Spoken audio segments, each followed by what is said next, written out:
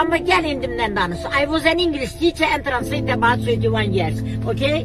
Okay. Dünyanın 21 ülkesini işlemişim. 2 şehit bacısıyam. Aynen. Balam yorgan döşeklerdi, ona göre düzler diye. Allah çok. Bu dakika diğer ağdama alıp Allah kömeği olsun, canım da kurban prezidentime. Ama versen gedim sarı torpaktan, samandan ağdamda kerpiç kesin. Ayda 160 Fatih kiresi veririm. Bana dünyanın yerse böyle bakımda papağım düşer. 110 kilo çekisi 1,9 boyu oğlum 9 ildi.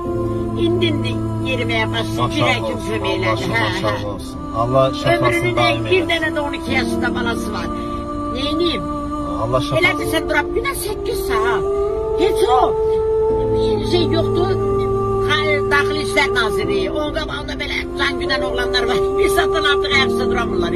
Orada bir iş değil, oğlumun dostu. Diğer ana nece gelir orada durur. Ben diğer hele nerede aparatta nerede bu? Ağdamlı sıkalar. Dedim yes of course. Yani çok şeyler yaptım. 15 yıl bunu atmışım. Neyiniyim? En akıllıca iş yerim Şimali İrlanda, Dublin. En aşağısı günde 26 manatım benim olmalıdır. Çöreksiz, yemeksiz, derman pulu. Saat 4'e kadar dururum burada. Neyiniyim? Yazlı gelen olur, bir çoraba 5 manat veren olur. Birbirine görsen 20 manat verir, hala dur gidiver.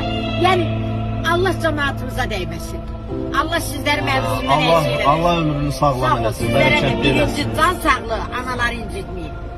İkinci ruzu bereket. Allah sizden Bana ömrünü olun. eylesin. Sağ ol. Çok Sağ ol.